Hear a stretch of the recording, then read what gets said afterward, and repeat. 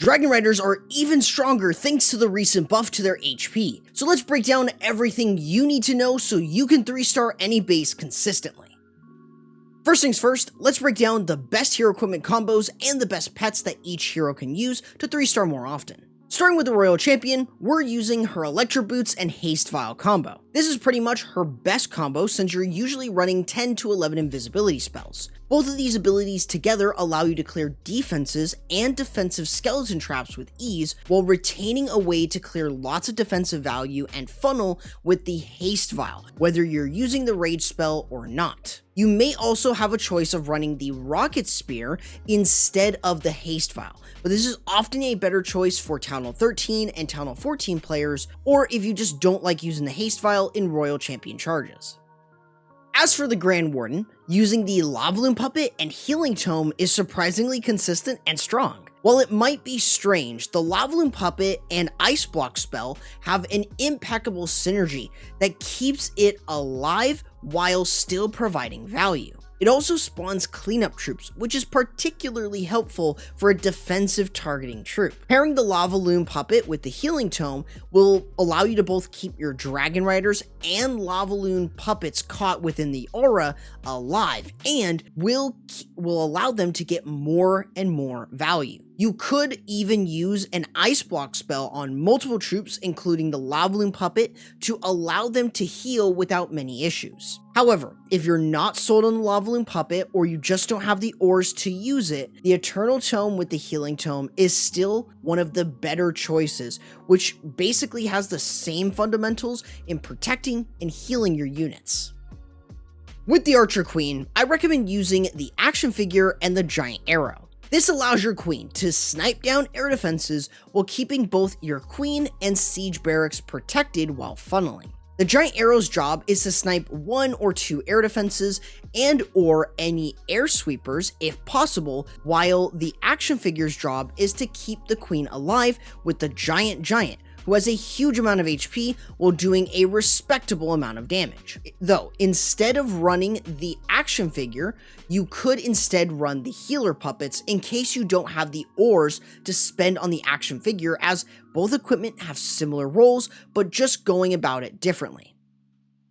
And now we get to the Minion Prince, where his best is pretty much his defaults. The Henchman Puppets and Dark Orb remain a super reliable option with the 50% slow on defenses, 1 second invisibility, spawning 2 mini tanks to soak up damage and seeking air mines, while also having a lot of damage straight from the get-go. This overall lets your troops more comfortably get through areas of the base slowed by the Dark Orb, while he spawns additional units to keep both himself and the Dragon Riders alive. With each hero's best build, let's now give you each hero's best pet depending on your Town Hall level. Now that you have the best build and pet for each hero, here's the army comp that I recommend depending on your Town Hall level. If you are below Town Hall 16, this army will still work, but without the Angry Jelly or the Spirit Fox, you might need to use this a little bit differently. But with that said, let's break down how you can use this in just a few simple phases to 3-star any base.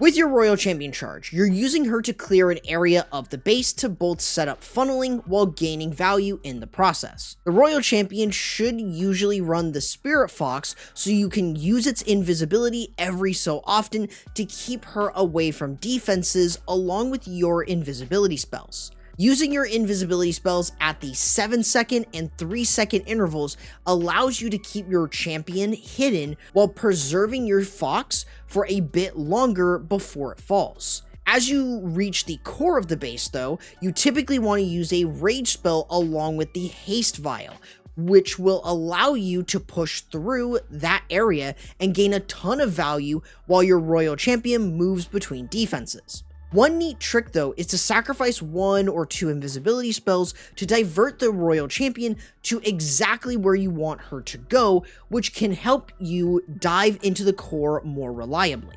Once you've run out of invisibility spells, this should have cleared one side of your funnel for your Dragon Riders to path through.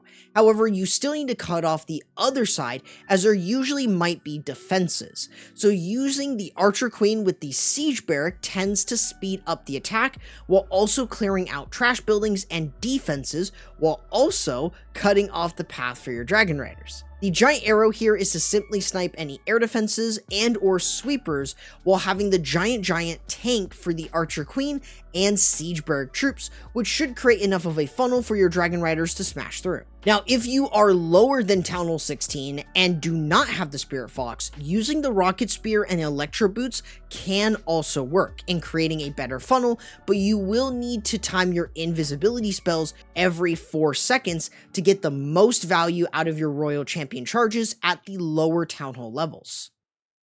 With each funnel set, your Dragon Riders can start making their way into the base with an Ice Hound or a Lava Hound to tank early on, so you can keep most of your Dragon Riders alive as they work in. As they do slowly start to work towards the core after clearing multiple other defenses, you want to use the Prince's Dark Orb and Henchman Puppets so you can slow down defenses ahead of your Dragon Riders while also using your Warden's abilities. This should preserve a ton of your Dragon Riders.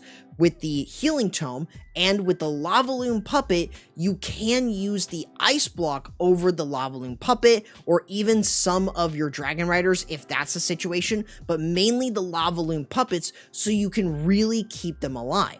This way, as you work towards the back end of the base, this is where you have your Dragon Riders, Fire Mites, Heroes, and possibly the Lava Loon Puppets if they stay alive for long enough to help really clear through the final remaining defenses and clean up the base. Now, if you're a Town Hall 15 or below, your Prince will not have access to the Angry Jelly, so using him offset of your Dragon Riders will not only let him clear out defenses, but will also allow you to simply apply the Dark Orb slow on defenses to get some form of value to help your Dragon Riders stay alive for longer. Now that you have a good grasp of this attack, let's actually give you a full replay example to really see how this works. We want to start off with obviously the Royal Champion charge. In this attack, we are using a bit of different timing, where we're using it at the 7-second and 3-second intervals. So it looks like we're spamming our invisibility spells, but we are still getting value from the Spirit Fox, as it's basically always keeping our Royal Champion, for the most part, invisible. This way we can preserve the Fox and the Royal Champion as we dive into the area. This is why we want to just continuously use these spells along with the Rage and the Haste Vial in order to power through a group of defenses. This way, what this allows us to do is get plenty of value with the Royal Champion charge and also create great funneling, which is then going to lead us into using our Ice Hound, Dragon Riders, Prince, and the Grand Warden to start working in. The Queen's job is to snipe down 1 or 2 air defenses. In this case, we get 2 of them, along with activating the Invisibility Spell Tower and the Siege Barrack being able to clear out some other defenses and trash buildings. So as our Dragon Riders start to slowly work in, we can take advantage of the Ice Hound's Death Freeze, especially since that got buffed, and we can use the Dark Orb from the Minion Prince in order to slow down a group of defenses, and using the Warden's Eternal Tome and Lava Loon Puppet. And you can see that they're just going to continuously spawn cleanup. And as we get towards the Giga Bomb, we can just use an Ice Block over it, and we can stay healed up with everything, including the Lava Loon Puppets. This really then just allows us to easily clear through the rest of the base. Even with a couple defenses like the Scatter Shot towards the back end, this should not really be an issue. This strategy is just really, really strong, and the Lava Loon Puppets definitely deserve a position here, because if you can clear all the air defenses, they can definitely provide a ton of value. But even if not, just allowing them to stall on an air defense and just soak up a ton of damage for 7 seconds is really good for Dragon Riders and can really work quite well. But as long as you have a ton of cleanup, which you usually should, you'll be able to 3-star this with no problems.